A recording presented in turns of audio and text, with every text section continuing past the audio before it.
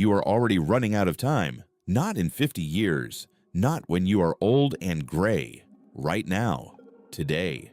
While you scroll. While you wait. While you tell yourself you will start living next month. Every breath you take is one you will never get back. And here is the part that should disturb you. Most people do not lose their lives all at once. They lose it in tiny pieces. A few wasted minutes here, a forgotten afternoon there, until one morning they wake up and decades have vanished. So why do we feel like we have all the time in the world? Why does the clock feel so far away when it is ticking inside your own chest? 2,000 years ago, one man stared into this exact terror and walked away with an answer so simple it takes 5 seconds to use. But before I give it to you, you need to understand the night it nearly destroyed him. Rome. The year is around 49 after Christ. A man named Lucius Annaeus Seneca sits in a room lit by a single oil lamp. He is one of the richest men in the empire. He advises the most powerful family alive, and he cannot sleep because Seneca has just returned from 8 years of exile, banished to a barren island called Corsica, accused of a crime he likely never committed. 8 years. Gone. Ripped out of his life by the whim of an emperor. Think about that. 8 years of birthdays, of conversations, of ordinary mornings, stolen and never returned. Most men would come back bitter. Seneca came back haunted by a different question.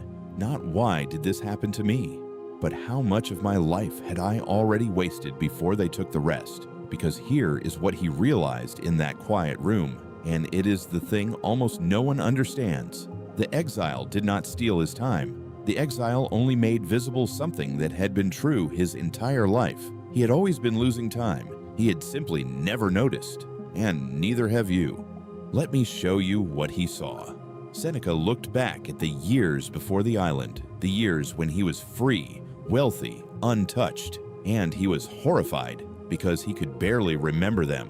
They had slipped past in a blur of busy work, of obligations, of chasing approval from people he did not even like. He had been alive, but he had not been living. He had been, in his own words, merely existing. And this is the trap he spent the rest of his life trying to warn us about. He wrote it in a letter to his friend Paulinus, a letter we now call On the Shortness of Life. And his opening line is a punch to the stomach. It is not that we have a short time to live, he wrote, but that we waste a lot of it. Life is long enough. We just throw most of it away. Now stop. Feel this in your own body for a moment. Think about yesterday. Can you account for it? Every hour? Or did some of it just evaporate? The morning you meant to start something and did not. The hour you lost to a screen and barely remember. The conversation you avoided because it felt easier to wait. You have done this. We all have. And Seneca's question cuts straight through it. If you cannot remember where your days are going, then who is spending them? Because someone is. And it is not you. Here is where his story takes a dark turn, because the man who understood time better than anyone in Rome was about to make a choice that would cost him everything. When Seneca came back from exile, he was handed the most dangerous job in the world. He became the tutor and advisor to a teenage boy who would soon become emperor. The boy's name was Nero. For a few years it worked. Seneca guided him, restrained him, and Rome enjoyed a golden stretch of good government. But you know how this story ends. Nero grew into a monster, and Seneca, the philosopher who preached freedom and the careful use of life, found himself trapped, spending his precious years serving a tyrant he could not control, watching the time he valued above all else drain away in a palace of fear. And here is the agonizing irony. The man who wrote that we must guard our time like our most valuable possession was forced to spend his on a madman. So why did he stay? Why did he not walk away the moment he saw what Nero was becoming? This is the question that makes Seneca human, because he was not a perfect sage floating above temptation. He was a man tangled in the same web you are, the fear of losing his status, the belief that he could fix it tomorrow, the comfortable lie that there was still time. He knew the truth, and he still struggled to live it. And that is exactly why his answer matters, because it was not written by someone who found it easy. It was written by someone who paid for every word in regret.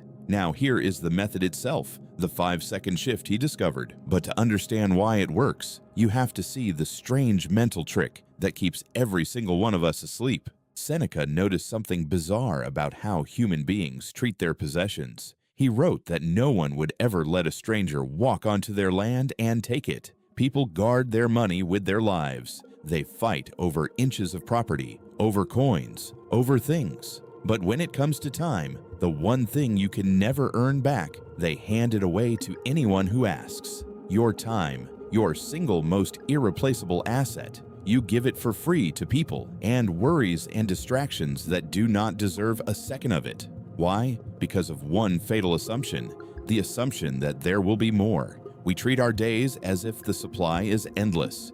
We say, I will live properly later. I will start when things calm down. I will be present tomorrow. And Seneca's response to this is brutal. He wrote that while we wait to live, life passes us by. You are not promised later. No one is.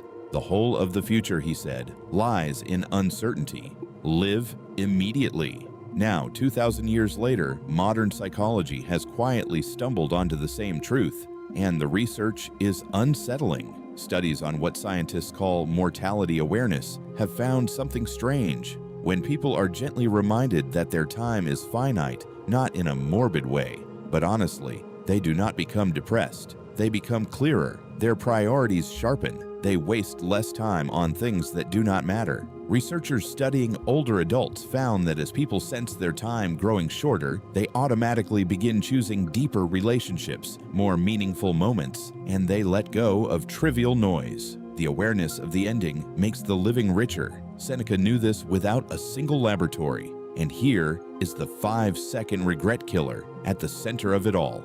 It is a question. One question you ask yourself, and it takes about 5 seconds to answer honestly. If this were the last time, would I be spending it like this? That is it. The last conversation with this person, the last ordinary Tuesday, the last walk down this street, because one day it will be, and you will not get a warning. Now watch what this question does. It does not fill you with dread. It does the opposite. Suddenly, the boring dinner becomes precious. The annoying habit of someone you love becomes something you would weep to lose. The afternoon you were about to waste becomes a gift. This is what Seneca meant when he said to hold each day as a complete life, not to fear death, but to let its nearness wake you up. And the moment you truly grasp, this is the moment everything you have been putting off stops being optional. So let me give this back to you, plainly, the way you can use it tonight. Remember the question that haunted Seneca in that lamplit room. How much of my life had I already wasted? You do not have to answer that with regret. You can answer it with action starting in the next 5 seconds. Here is the practice. Tonight, before you sleep, look back at your day and ask one thing. Where did my time actually go? Not to punish yourself, just to see. Because what you measure, you stop losing. Seneca did this. He examined each day like a man counting coins, asking where it was spent and whether it was worth it. And then, tomorrow morning, before the noise begins, ask the second question.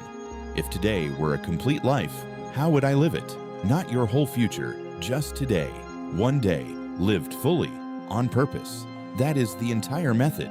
Notice your time. Treat the day as if it matters. Ask if this moment is worth your one irreplaceable life. 5 seconds. That is all it takes to break the spell. Seneca was eventually ordered by Nero to take his own life, accused in a plot against the emperor. And when the soldiers came, the man who had spent decades preparing for that exact moment did not panic. He comforted his friends. He had already made peace with time because he had stopped wasting it long ago. He died the way he taught others to live, awake, present, unafraid, the opposite of the blur he once feared. So here's the truth you came for. You are not short on time. You are short on attention to it. Life is long enough if you stop sleepwalking through it. The regret you fear most is not the big dramatic failure.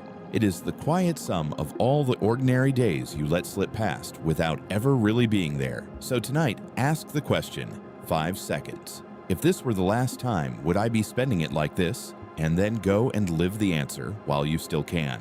If this reached something in you, stay a while, subscribe, and walk with us, because the next ancient idea we uncover might be the one that changes the way you see everything.